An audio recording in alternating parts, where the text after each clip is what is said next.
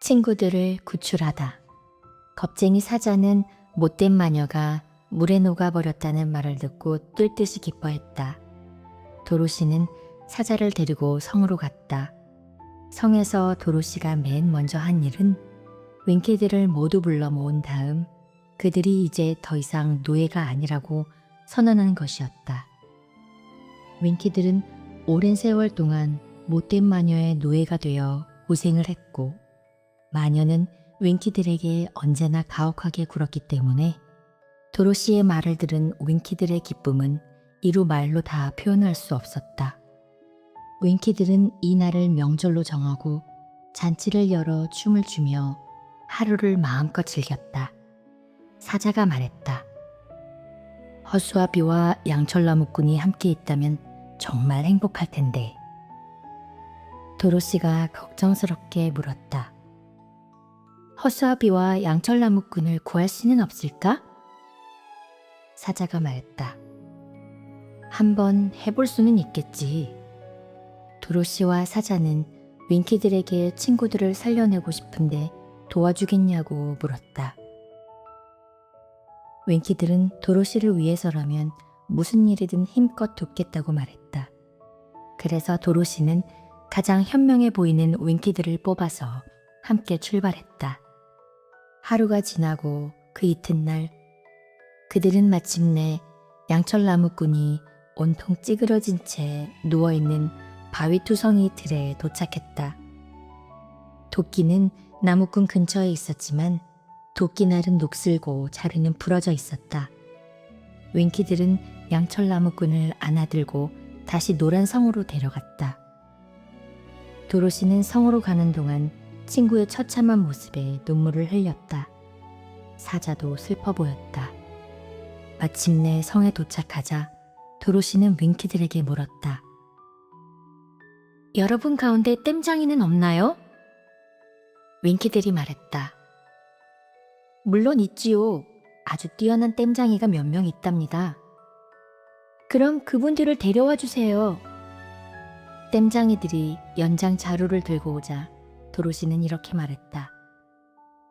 움푹 들어간 곳은 바로 펴고 찌그러진 곳은 판판하게 하고 부러진 곳은 땜질할 수 있나요? 땜장이들은 양철나무꾼을 꼼꼼하게 살핀 다음 얼마든지 고칠 수 있을 것 같다고 대답했다. 땜장이들은 곧 성의 커다란 방에서 일을 시작했다. 꼬박 사흘 낮과 나흘 밤 동안 나무꾼의 팔과 다리와 몸통과 머리를 망치로 두드리고 비틀고 구부리고 땜질하고 윤을 내면서 부지런히 일한 끝에 마침내 양철나무꾼은 원래의 모습을 되찾았고 이인매 부분도 전처럼 잘 움직이게 되었다. 물론 몇 군데 땜질한 자국이 남긴 했지만 땜장이들의 솜씨는 훌륭했다. 양철나무꾼은 허영심이 없었기 때문에 땜질한 자국에는 조금도 신경 쓰지 않았다. 마침내 양철나무꾼은 도로시의 방으로 들어와 자기를 구해주어서 고맙다고 말하면서 기쁨의 눈물을 흘렸다. 그래서 도로시는 나무꾼의 이음새가 녹슬지 않도록 앞치마로 꼼꼼히 눈물을 닦아주어야 했다. 도로시도 친구를 다시 만난 기쁨에 눈물이 그치지 않았지만 그 눈물은 닦아낼 필요가 없었다. 사자도 꼬리 끝으로 연신 눈을 문질러서 꼬리가 흠뻑 젖어버렸다. 그래서 양지바른 마당에 나가 꼬리가 마를 때까지 햇볕을 쬐어야 했다. 도로시가 그동안 있었던 일을 모두 이야기하자 양철나무꾼이 말했다. 허수아비가 함께 있다면 정말 행복할 텐데. 도로시는 윙키들을 불러서 도움을 청했다. 도로시 일행과 윙키들은 당장 길을 떠나 온종일 걸었다. 이튿날 날개 달린 원숭이들이 허수아비의 옷가지를 걸어둔 나무에 이르렀다. 그 나무는 키가 크고 줄기가 너무 미끄러워서 아무도 기어오를 수가 없었다. 그러자 양철나무꾼이 말했다. 내가 나무를 베어버리면 허수아비의 옷을 되찾을 수 있어.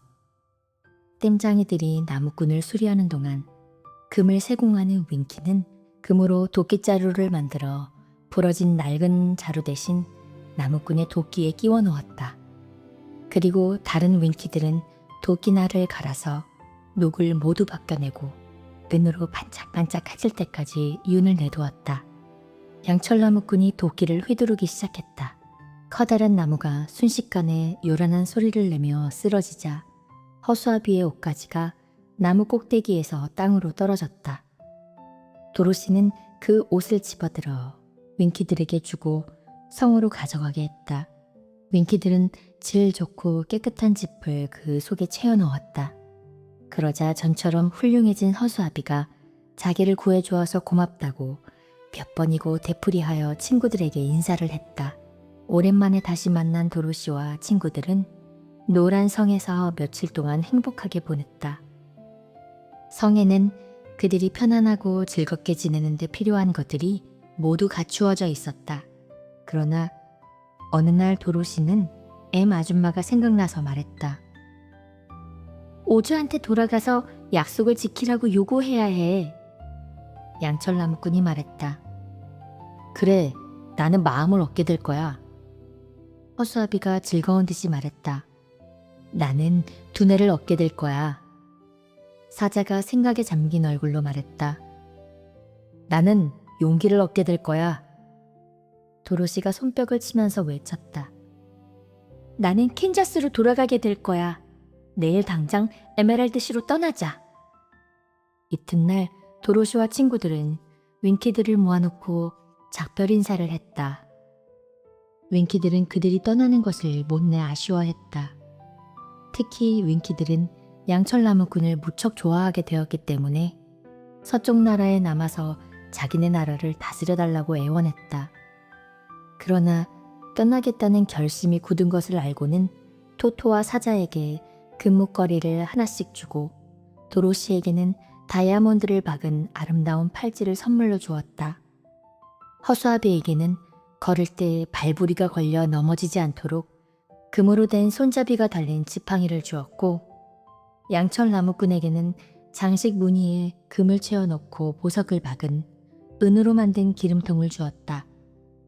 도로시와 친구들은 한 사람씩 차례로 멋진 답례 연설을 했고 팔이 아플 때까지 윙키들과 악수를 나누었다. 도로시는 마녀가 쓰던 찬장으로 가서 여행하는 동안 먹을 음식을 바구니에 가득 담았다.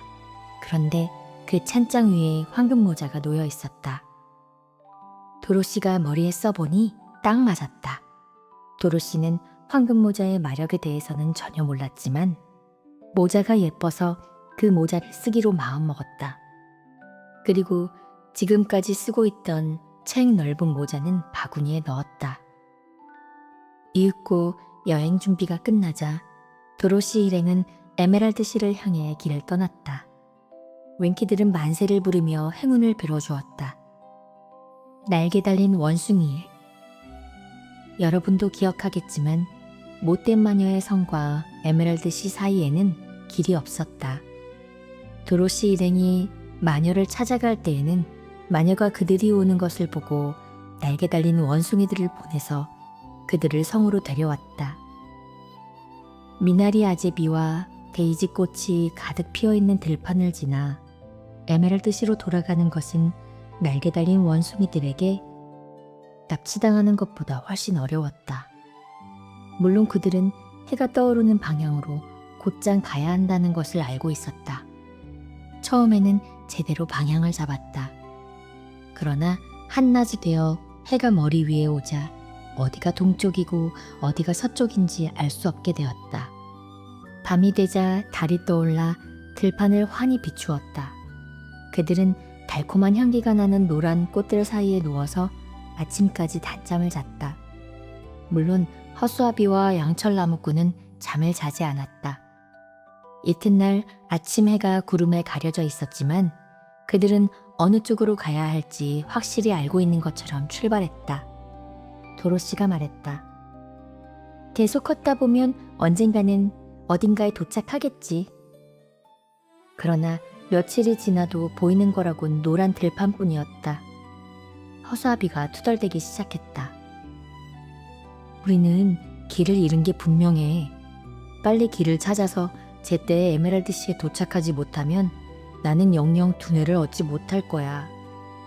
양철나무꾼이 말했다. 나는 마음을 얻지 못할 거야. 난 오즈한테 도착할 때까지 참을 수가 없을 것 같아. 어쨌든 이게 아주 긴 여행이라는 건 인정해야 해. 겁쟁이 사자가 우는 소리로 말했다.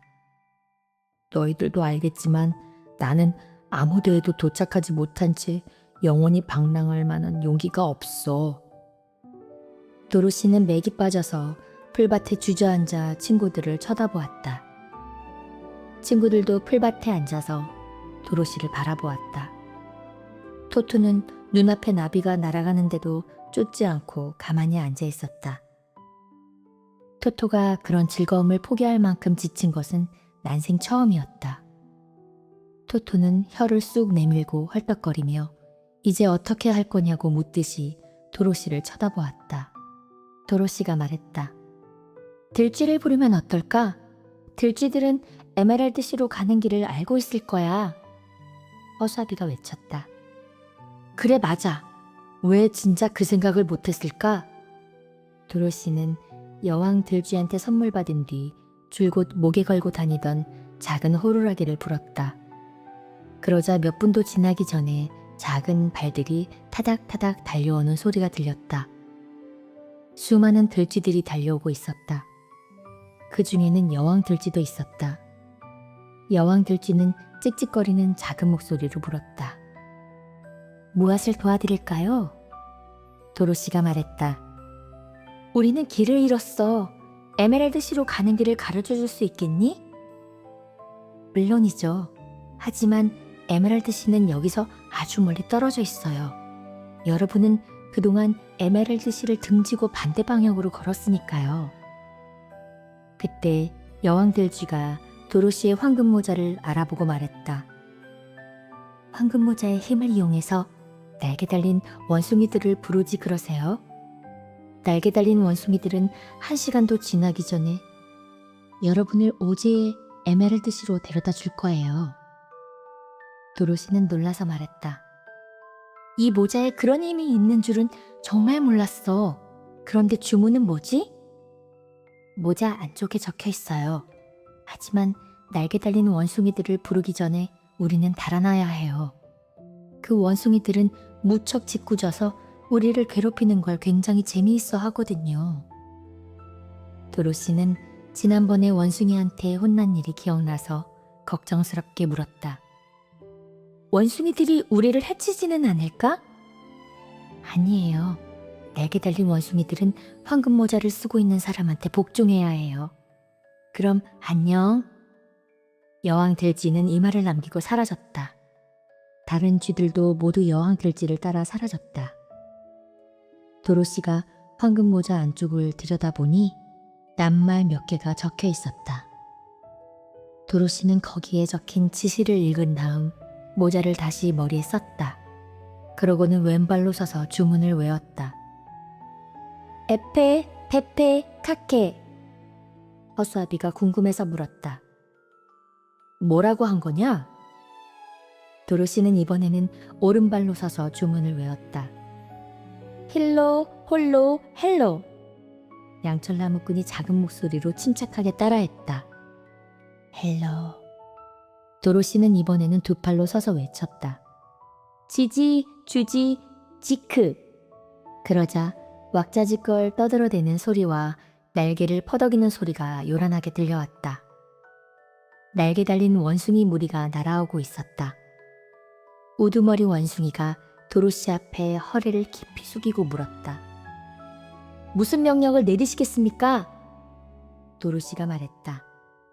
에메랄드시로 가고 싶은데 길을 잃어버렸어. 저희가 모셔다 드리겠습니다. 우두머리 원숭이의 말이 끝나자마자 원숭이 2마리가 도로시를 팔에 안고 하늘로 날아올랐다.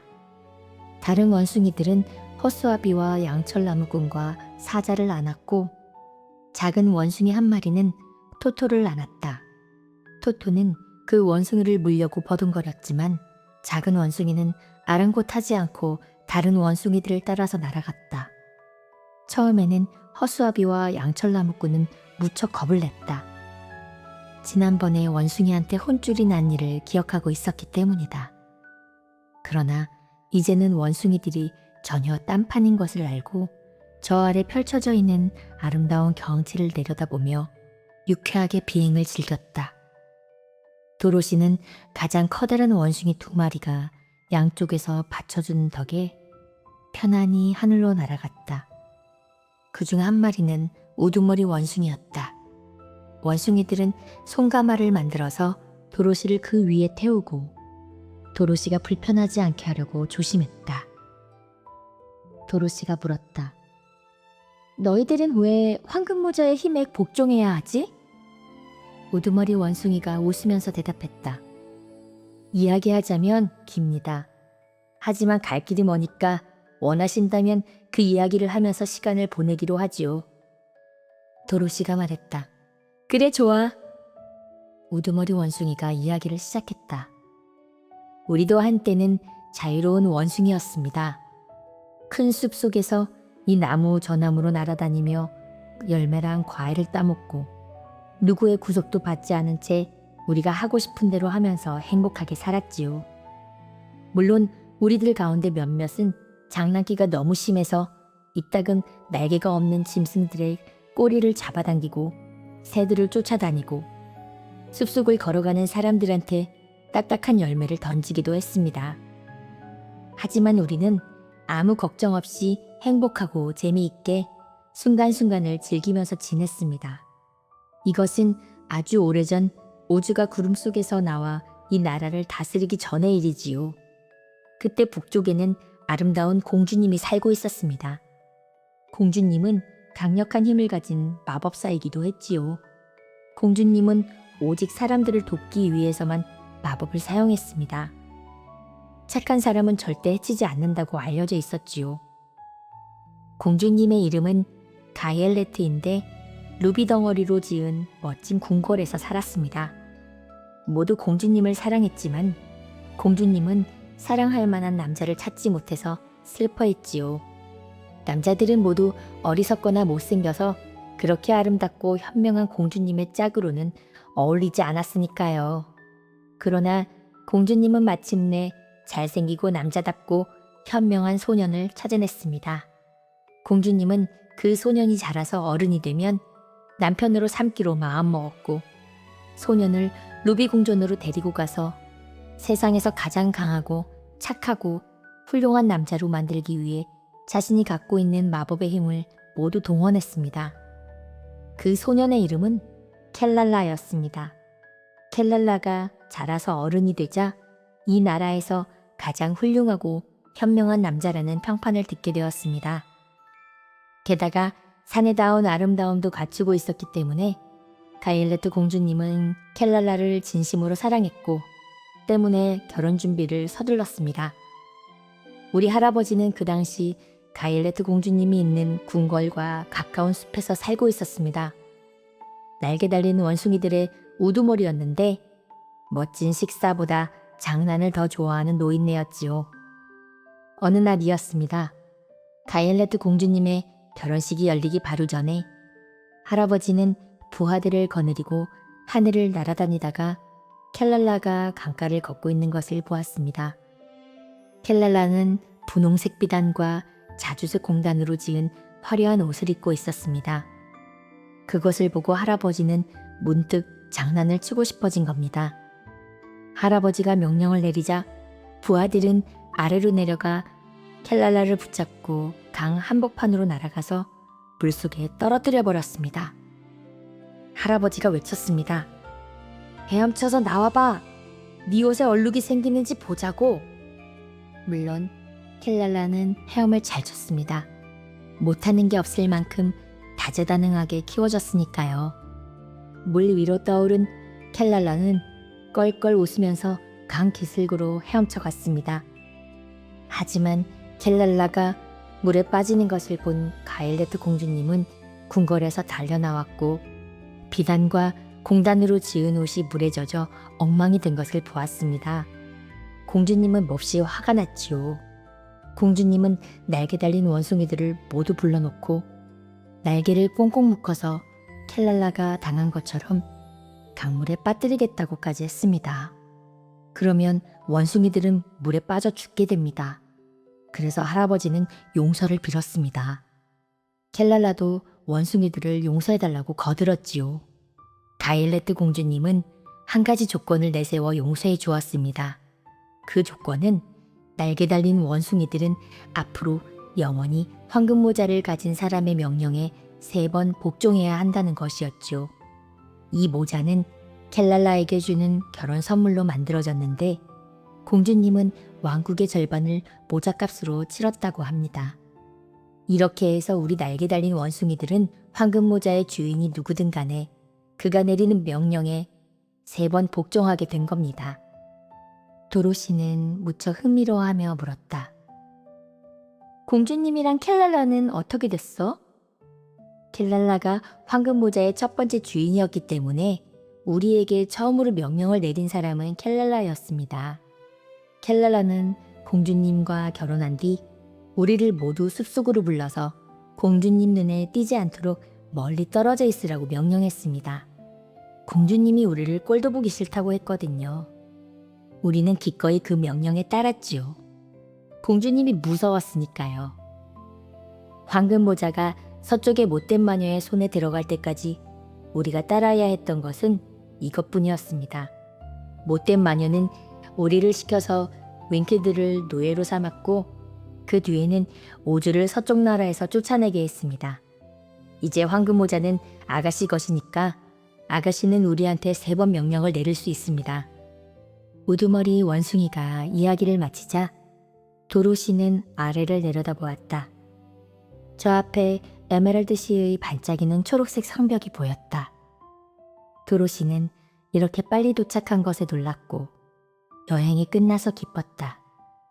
날개 달린 원숭이들은 도로시 일행을 성문 앞에 조심스럽게 내려놓았다. 우두머리 원숭이는 도로시에게 공손히 절한 다음 부하들을 거느리고 순식간에 날아가 버렸다. 도로시가 말했다. 멋진 비행이었어. 그러자 사자가 말했다. 그래, 덕분에 힘든 여행을 빨리 끝낼 수 있었어. 네가 그 놀라운 모자를 가져와서 천만다행이야. 무서운 오주의 정체. 도로시와 친구들은 에메랄드시의 성문으로 다가가서 종을 울렸다. 종이 여러 번 울린 뒤에야 지난번에 만났던 문지기가 성문을 열었다. 문지기가 깜짝 놀란 얼굴로 물었다. 아니, 다시 돌아온 거냐? 허수아비가 대답했다. 보시다시피 나는 너희가 서쪽의 못된 마녀를 찾아간 줄 알았는데. 물론 그랬지요. 문지기가 미심쩍은 듯이 물었다. 그런데 그 마녀가 너희를 도로 보내주었다는 말이냐? 허수아비가 말했다. 마녀는 우리가 여기로 오는 걸 막을 수 없었어요. 녹아버렸으니까요. 녹아버렸다고? 그거 참 기쁜 소식이구나.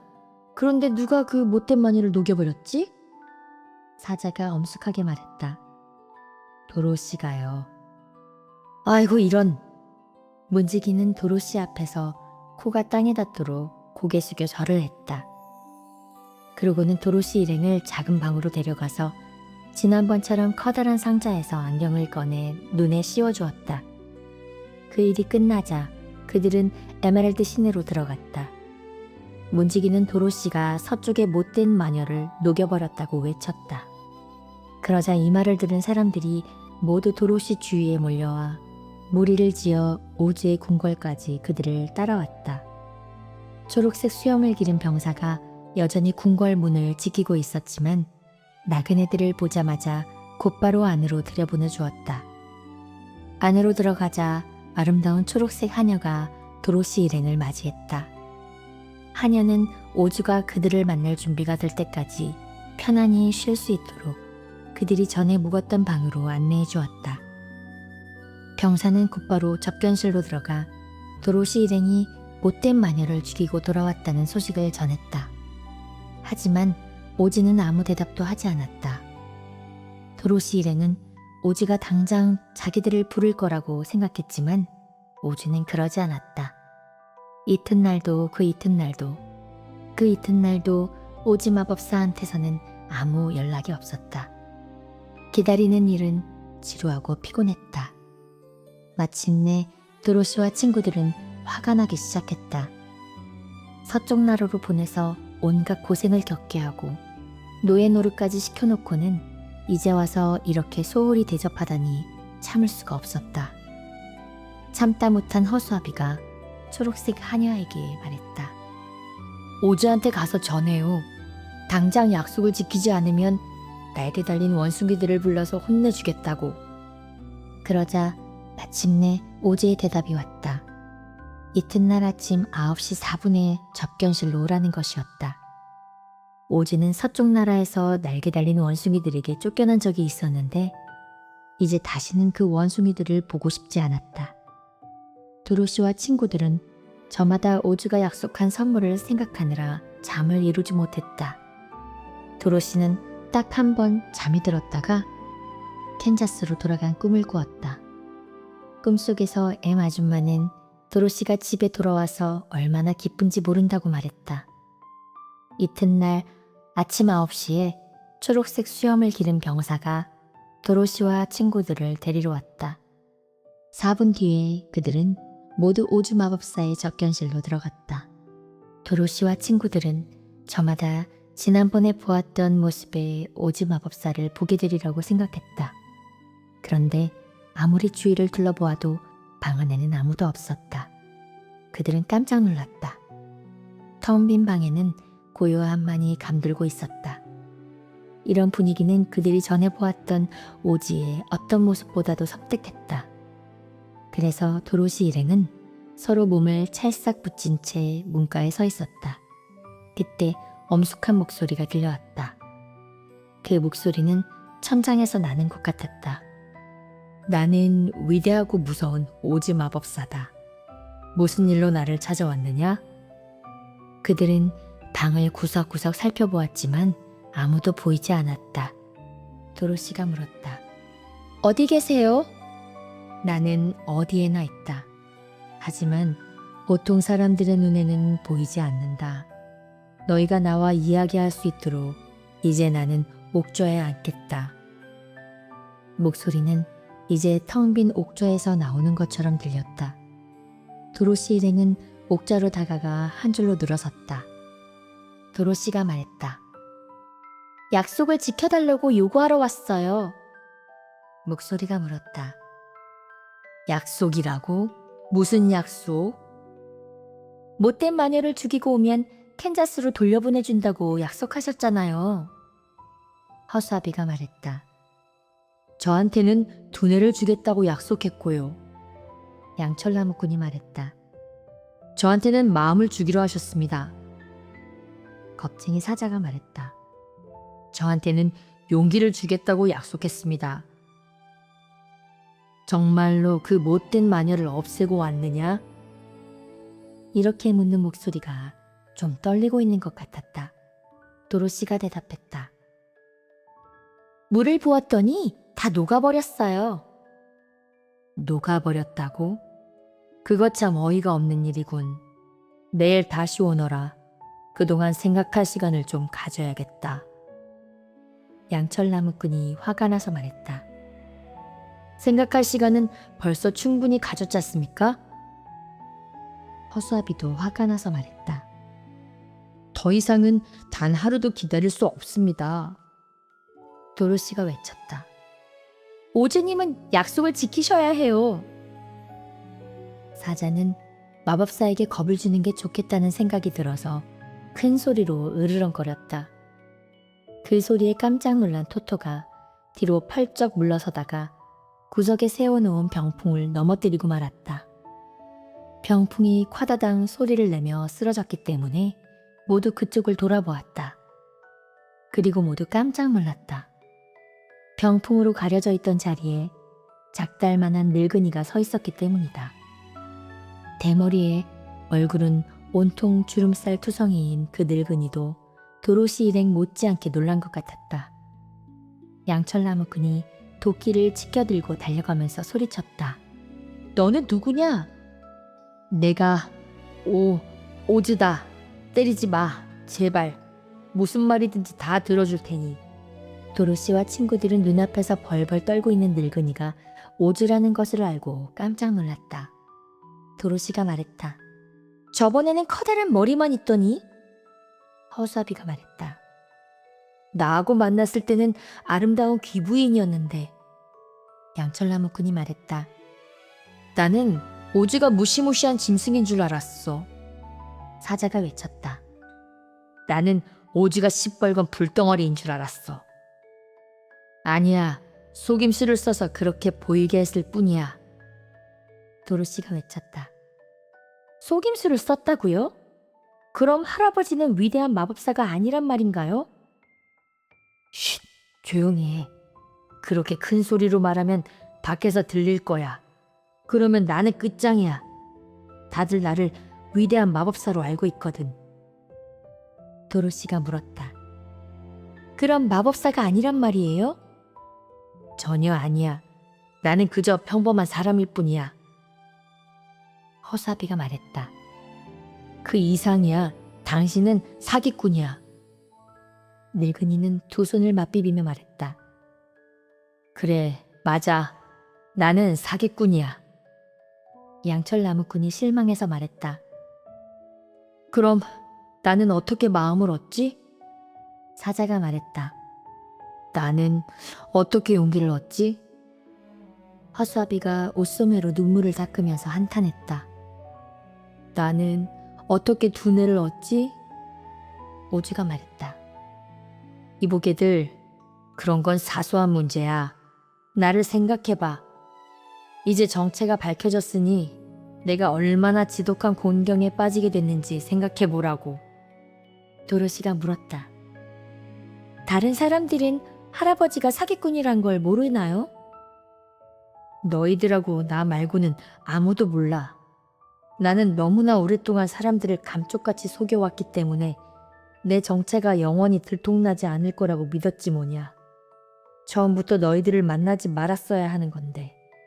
나는 신하들조차 만나지 않았어. 그래서 신하들은 내가 아주 무시무시한 존재인 줄 알고 있지. 도로시가 어리둥절해하며 말했다. 하지만 이해할 수 없어요.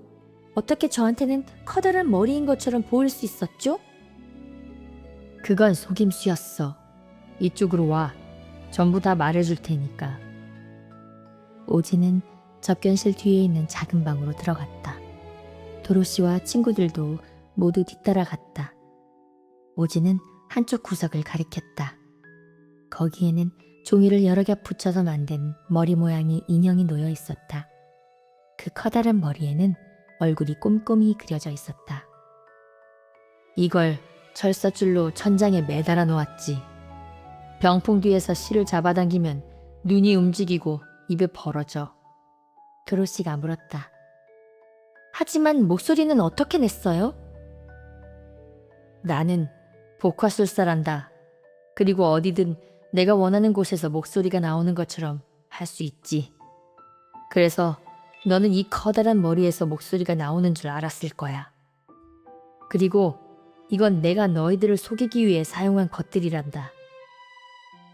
오지는 귀부인으로 변장했을 때 입었던 옷과 가면을 허수아비에게 보여주었다. 그리고 양철나무꾼이 보았던 무서운 짐승은 널조각에 털가죽을 꿰매 붙인 것일 뿐이었다. 사자가 보았던 불덩어리도 사실은 기름에 적신 손뭉치를 천장에 매달아 불을 붙인 것이었다. 허수아비가 말했다. 우리를 속이다니 당신은 부끄러운 줄 알아야 해. 오지는 애처롭게 말했다. 그래, 정말 부끄럽구나. 하지만 어쩔 수가 없었어. 자, 모두 자리에 앉아라. 의자는 얼마든지 있으니까. 내 이야기를 들려주마. 도로시와 친구들은 의자에 앉아 오지의 말에 귀를 기울였다. 나는 오마하에서 태어났단다. 도로시가 외쳤다. 정말요? 오마하는 캔자스에서 그리 멀지 않아요. 오지는 고개를 저으며 슬픈 듯이 말했다. 그래, 하지만 여기서는 아주 멀지. 나는 어려서부터 서커스단에서 일했는데 훌륭한 스승한테 복화술을 배워서 복화술사가 되었지. 난 어떤 새나 짐승의 소리도 흉내낼 수 있단다. 이렇게 말하고는 오지는 새끼 고양이의 울음소리를 그럴듯하게 흉내냈다. 토토가 귀를 쫑긋 세우고 새끼 고양이가 어디 있나 하고 사방을 둘러보았을 정도였다. 얼마쯤 지나자 난 복화술에 실증이 나서 기굿하는 사람이 되었지. 도로시가 물었다. 그게 뭔데요? 서커스가 열리는 날 큰 풍선을 타고 하늘로 올라가는 일을 하는 사람이지. 그러면 사람들이 그걸 보고 서커스를 구경하러 모여들거든. 알겠어요. 하루는 기구를 타고 하늘로 올라갔는데 밧줄이 끊어지는 바람에 땅으로 다시 내려갈 수가 없었어. 기구는 구름 위로 높이 높이 올라가서 바람을 타고 멀리 멀리 날아갔지. 꼬박 하루낮과 하룻밤을 여행한 뒤 다음날 아침에 눈을 떠보니 기구가 낯설고 아름다운 나라 위를 날고 있다구나. 기구는 천천히 땅으로 내려와 사뿐히 내려앉았지. 그래서 난 조금도 다치지 않았어. 그런데 이상하게 생긴 사람들이 나를 둘러싸고 있지 뭐냐. 내가 하늘에서 내려온 걸 보고 나를 위대한 마법사로 생각했던 거야. 나는 그렇게 생각하도록 내버려 두었어. 그 사람들은 나를 두려워했고 내가 원하는 일이면 뭐든지 다 하겠다고 약속했으니까. 착하고 상냥한 사람들만 있더구나. 나는 이곳 사람들에게 도시와 궁궐을 짓게 했지. 풍경이 워낙 아름답고 푸르렀기 때문에 나는 이 도시를 에메랄드시라고 부르게 했고 이곳에 들어올 때에는 누구든지 초록색 안경을 쓰게 했어. 눈에 보이는 것이 모두 초록색으로 보이도록 말이야. 도로시가 물었다. 그럼 이곳에 있는 게 모두 초록색이 아닌가요? 이 도시도 다른 도시들과 마찬가지야. 초록색 안경을 쓰고 있으니 당연히 모든 게 초록색으로 보일 수밖에. 에메랄드시는 오래전에 세워졌어. 내가 기구를 타고 이곳에 왔을 때는 새파란 젊은이였는데 지금은 꼬부랑 늙은이가 되었으니까. 하지만 이 나라 백성들은 오랫동안 초록색 안경을 쓰고 살았기 때문에 여기가 정말로 에메랄드로 만들어진 도시라고 믿고 있어. 확실히 이곳은 보석과 귀금속이 풍부하고 행복하게 사는데 필요한 것들이 모두 갖추어져 있는 아름다운 곳이지. 나는 사람들한테 친절을 베풀었고 이곳 사람들은 나를 좋아해. 하지만 이 궁궐이 세워진 뒤로 나는 여기에 들어박힌 채 아무도 만나려고 하지 않았어. 내가 가장 두려워한 것은 이웃나라의 진짜 마녀들이었어. 그 마녀들은 정말로 놀라운 일을 할 수 있었으니까. 이 나라에는 마녀가 4명 있었는데 각각 동쪽, 서쪽, 남쪽, 북쪽을 다스리고 있었지. 다행히 북쪽과 남쪽의 마녀는 착한 마녀여서 나를 해치지 않으리라는 걸 알았어. 하지만 동쪽과 서쪽의 마녀는 심술궂고 고약하기 짝이 없었지. 내가 자기네보다 힘이 약하다고 생각했다면 그들은 틀림없이 나를 죽였을 거야. 그래서 나는 오랫동안 마녀들을 두려워하며 살았단다. 동쪽의 마녀가 너희 집에 깔려 죽었다는 소식을 들었을 때는 얼마나 기뻤는지 몰라. 너희들이 나를 만나러 왔을 때 나는 서쪽의 마녀를 없애주기만 한다면 무엇이든 해주겠다고 약속했지. 하지만 너희들이 그 마녀를 녹여버렸는데도 약속을 지킬 수 없다고 말하려니까 너무 부끄러워서 몸둘 바를 모르겠구나. 도로시가 말했다. 할아버지는 아주 나쁜 사람이군요. 아니야. 사실은 아주 좋은 사람이야. 마법사로서는 형편없지만. 허수아비가 물었다. 그럼 나에게 두뇌를 줄 수 없나요? 너한테는 두뇌가 필요 없어. 너는 많은 일을 겪으면서 날마다 무언가를 배우고 있어. 갓난아기는 두뇌를 가지고 있지만 아는 게 별로 없지. 지식을 가져다 주는 건 경험뿐이란다. 네가 이곳에 오래 머물수록 더 많은 경험을 쌓게 될 거야. 그럴지도 모르죠. 하지만 당신이 두뇌를 주지 않으면 나는 몹시 불행할 거예요. 가짜 마법사는 허수아비를 찬찬히 들여다보았다. 그러더니 한숨을 내쉬며 말했다. 아까도 말했듯이 나는 대단한 마술사는 아니야. 하지만 내일 아침에 다시 찾아오면 네 머릿속에 뇌를 넣어주마. 그런데 그 뇌를 쓰는 방법은 말해줄 수 없어. 그건 네가 스스로 알아내야 해. 고맙습니다. 고맙습니다. 사용법은 제가 스스로 찾아내겠어요. 걱정 마세요. 사자가 걱정스럽게 물었다. 제 용기는요? 너는 이미 대단한 용기를 가지고 있어. 다만 용기가 없다고 생각하는 것뿐이지. 너한테 필요한 건 자신감이야. 위험이 닥쳤을 때 두려워하지 않는 동물은 없단다. 진정한 용기는 두려워하면서도 위험과 맞서는 거야. 그런 용기는 너도 충분히 갖고 있지. 그럴지도 모르죠. 하지만 그래도 난 겁이 나요. 당신이 두려움을 잊게 해주는 용기를 주지 않으면 나는 정말로 불행할 거예요. 좋다. 내일 아침에 다시 찾아오너라. 너에게 용기를 줄 테니. 양철나무꾼이 물었다. 내 마음은요? 네가 마음을 가지고 싶어 하는 건 잘못이라고 생각한다. 마음은 대부분의 사람들을 불행하게 만들지. 네가 그걸 안다면 마음이 없는 걸 오히려 다행으로 생각할 거야. 그건 사람에 따라서 다르죠. 당신이 나한테 마음을 준다면 나는 어떤 불행도 군말 없이 참고 견디겠어요. 좋다. 내일 아침에 다시 찾아오면 마음을 주마. 드로시가 물었다. 저는 어떻게 캔자스로 돌아가죠? 글쎄, 그 문제는 생각을 좀 해봐야겠다. 며칠만 생각할 시간을 다오. 너를 사막 건너편으로 데려갈 방법을 찾아볼 테니까. 그동안 너희들은 이 궁궐에 머물면서 내 손님으로 지내길 바란다. 내 신하들이 너희들을 극진히 모시고 원하는 것은 무엇이든 다 해줄 거야. 내가 너희한테 큰 도움을 줄 수는 없지만 어쨌든 너희를 도와주는 대가로 요구하는 건 딱 한 가지뿐이야.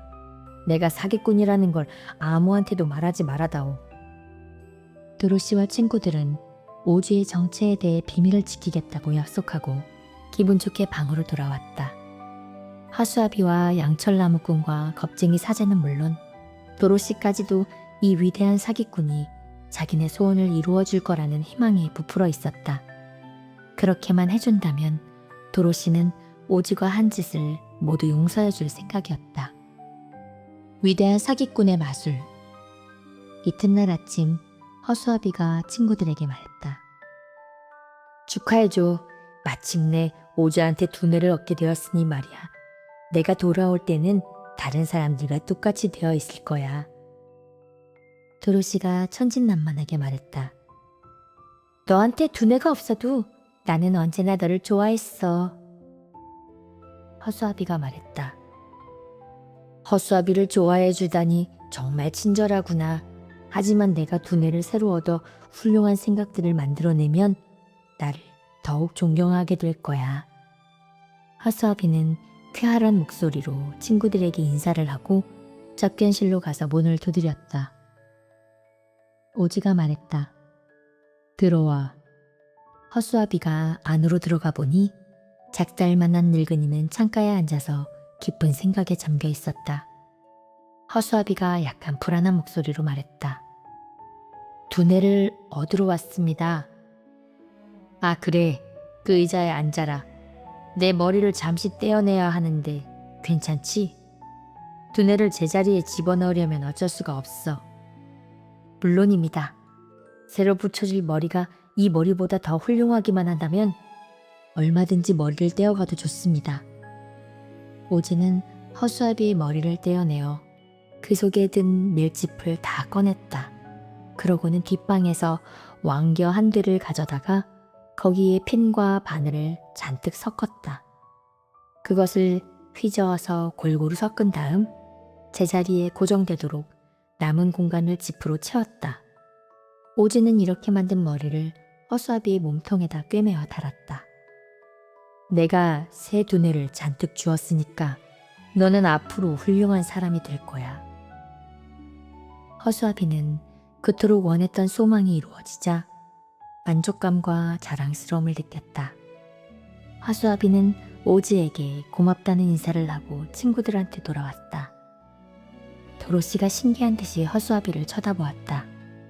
그의 머리 꼭대기는 뇌가 들어가서 불룩하게 튀어나와 있었다. 도로시가 물었다. 기분이 어때? 허수아비가 진지하게 대답했다. 정말 똑똑해진 기분이야. 내 두뇌에 익숙해지면 모든 걸 알게 될 거야. 양철나무꾼이 물었다. 그런데 왜 바늘과 핀이 머리에서 튀어나와 있지? 사자가 말했다. 그건 허수아비의 머리가 날카롭다는 증거야. 이번엔 내 차례야. 양철나무꾼은 이렇게 말하고는 접견실로 가서 문을 두드렸다. 오즈가 외쳤다. 들어와. 양철나무꾼은 안으로 들어가서 말했다. 마음을 얻으러 왔습니다. 좋다. 하지만 먼저 네 가슴에 구멍을 뚫어야 한다. 그래야 마음을 제자리에 넣을 수 있으니까. 아프지 않았으면 좋겠구나.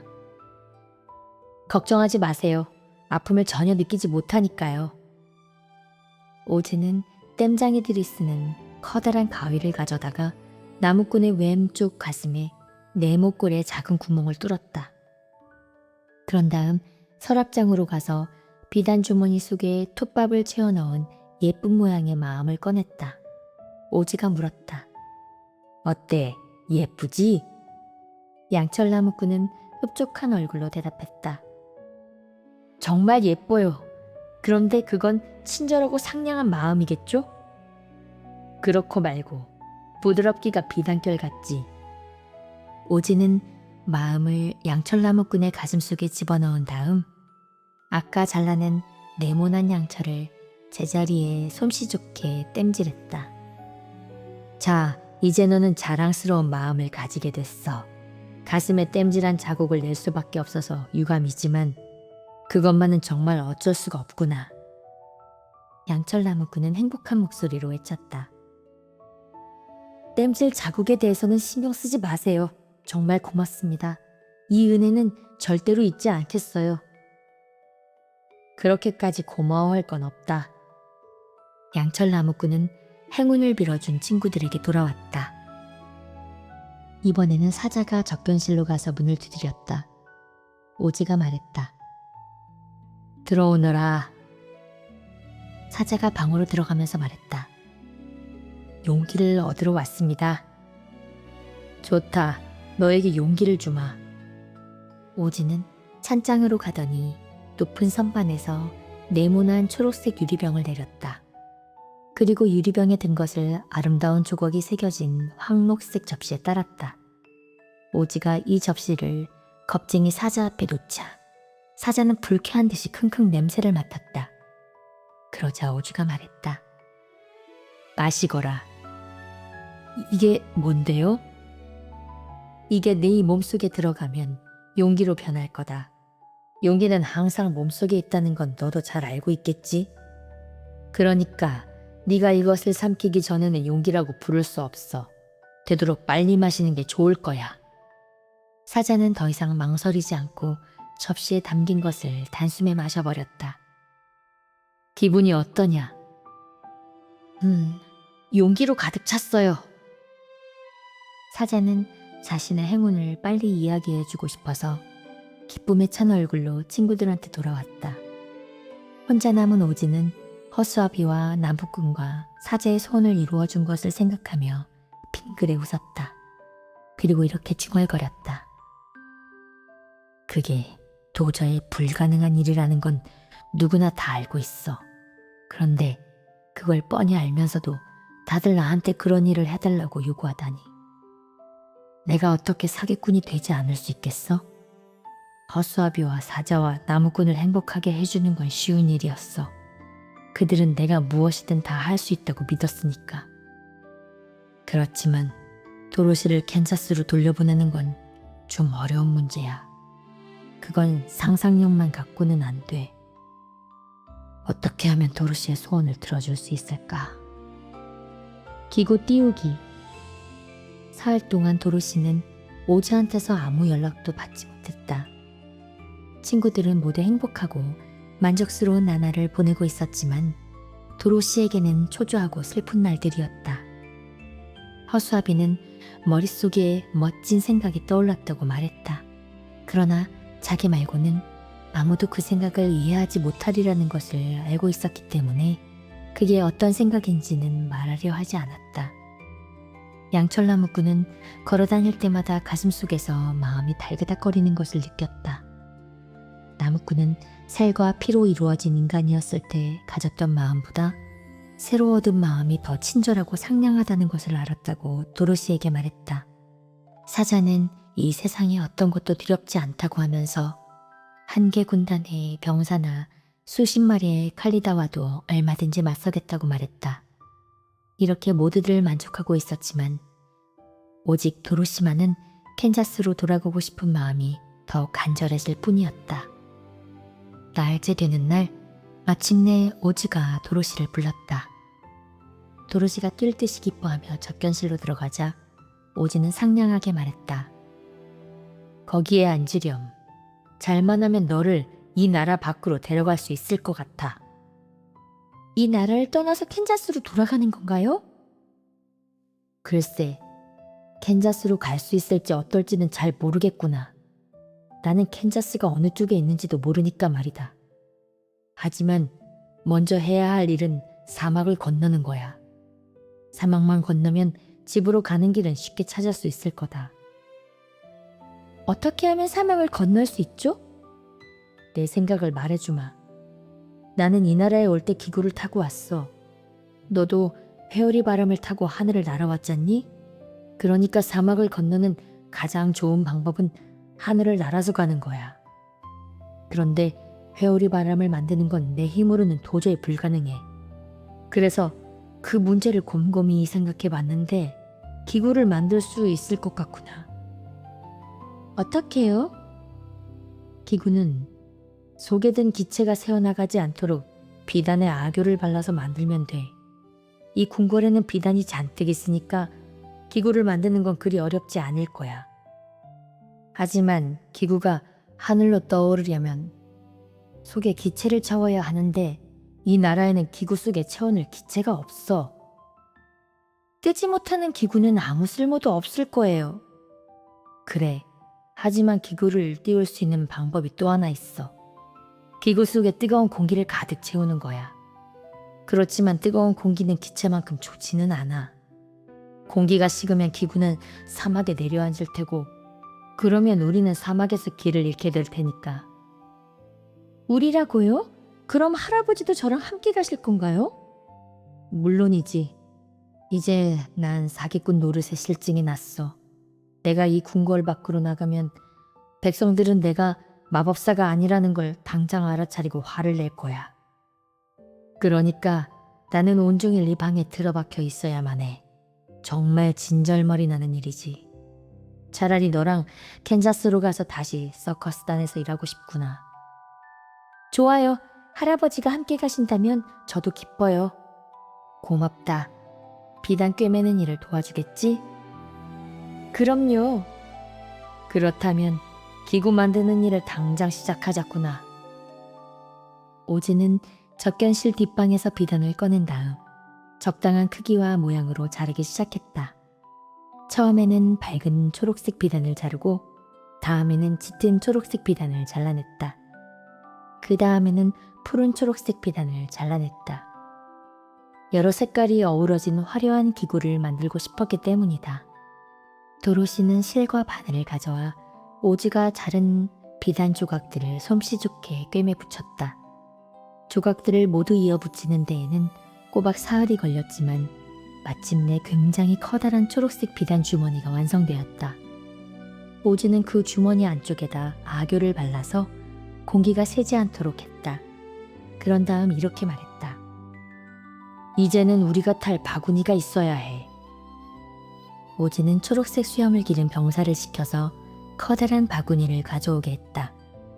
병사가 바구니를 가져오자 오지는 비단 주머니에 끈을 묶고 바구니를 매달았다. 준비가 다 끝나자 오지는 구름 속에 살고 있는 동생 마법사를 방문할 예정이라고 백성들에게 발표했다. 이 소식은 순식간에 나라 전체에 퍼졌고 백성들은 그 놀라운 광경을 구경하려 모여들었다. 오즈는 기구를 궁궐 앞에 내다 놓으라고 명령했다. 구경꾼들은 호기심 어린 눈으로 기구를 바라보았다. 양철나무꾼이 장작을 많이 잘라서 모닥불을 피웠다. 오즈는 모닥불에서 올라오는 뜨거운 공기가 비단 주머니 속으로 들어가도록 기구 아랫부분을 모닥불 위로 가져갔다. 비단 주머니가 차츰 부풀어 오르더니 마침내 바구니만 땅에 간신히 닿아 있고 공중으로 떠오르기 시작했다. 오즈는 바구니 속으로 들어가서 큰 소리로 백성들에게 말했다. 나는 이제 동생 마법사를 방문하러 간다. 내가 없는 동안 허수아비가 여러분을 다스릴 것이다. 나한테 복종하듯 허수아비의 명령에 복종하도록 하라. 기구는 공중으로 떠올라 기구를 땅에 붙들어 매놓은 밧줄이 팽팽해졌다.